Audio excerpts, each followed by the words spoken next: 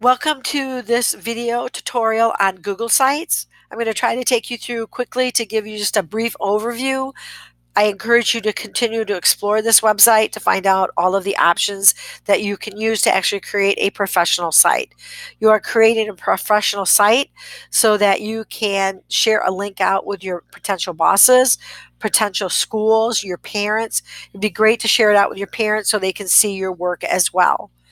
The first thing you need to do is open up your browser tab on Google Chrome, then log into your Gmail. Once you're into your Gmail, go to your 9 apps and you're going to select Drive. Once you're in your Drive, you want to create a folder for your website just so that you have some place that you can find it. I'm going to create one for Principles of Technology, so I created a folder for Principles of Technology. You might want to call it website, class website, or Google site. So if it's in a folder, it's easier to find. So once I'm inside here, I'm going to right click. I'm going to go down to more, and then I'm going to scroll down to where until I find Google Sites. And as right now, Google Sites is putting together a site for me that I will have to create. But for right now, it's going to give me a pre-formatted template that I can use. All right, once I'm in my site, I'm going to start with my banner. So I'm going to click here in the middle for my banner, and I'm going to give my website a name. I am going to use my first name since this is a website for my professional work. I can adjust this to look however I want. Then notice that I can add an image for my masthead. So I can either upload an image or I can select a pre-formatted image for my website. I also have header, so it gives me the option to choose what type of header I want. Also, I'm going to need to name my site. So usually you type in your first and last name and then put in, you can put in a number, or it just depends if somebody has your same name. But once I type in the name for my site and I go down here to where it says enter site name and click on it, it will automatically put that in for me.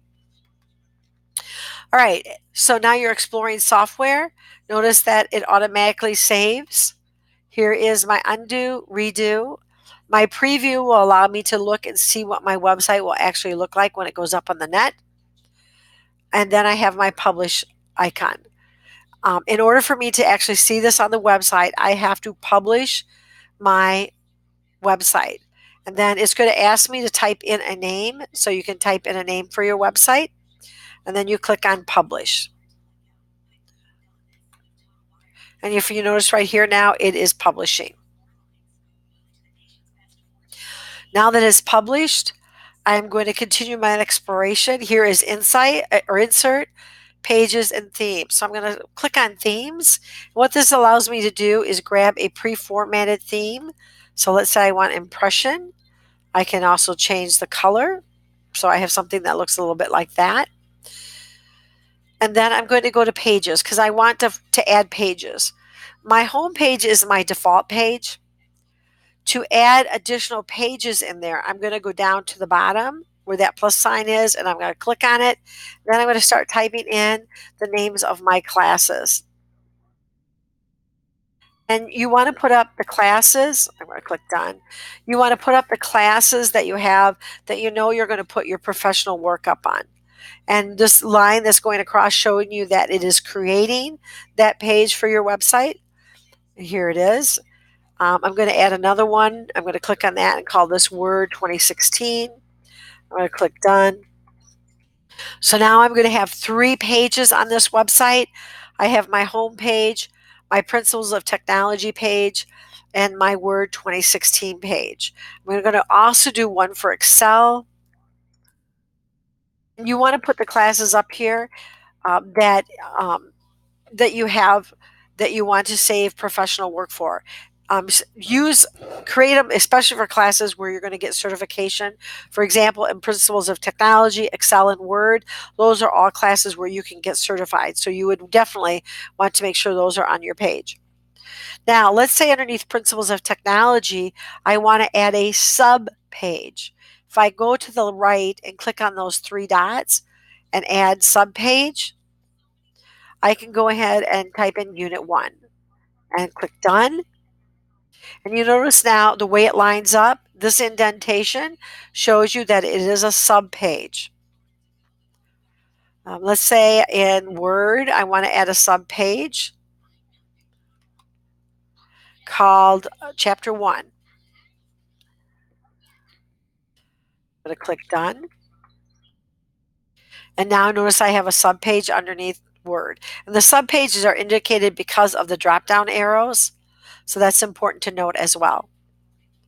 If I want to change the order, let's say I want these in alphabetical order, I can just drag them, but make sure that you get the solid line here, because you don't want to put them underneath or you don't want your main pages to be made into subpages. So those are in order. Now, if I want to add information to my page, I'm going to go to Unit 1 and go to Insert. I can add a text box. If you notice, the text box fills out the page. I can shorten it. Excuse me. Just by dragging. I can add images, upload them, or I can select them from online. I can also embed videos or embed music in my page, or I can embed a game into my page. I have options for changing how my layout will look. So I have different types of layouts that I can use. If I keep scrolling down, you're going to see I have other options as well. Now that I've made my changes, all right, I'm going to publish my website. Because remember, anytime you make a change in Google Sites, you have to click Publish. Now I'm going to go to Preview. And then up at the top here, you're going to see here are my pages. And if I click on that drop down, I have my subpages.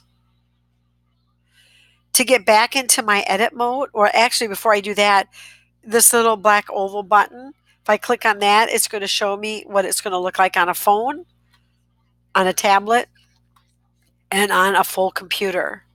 The X allows me to go back into edit mode.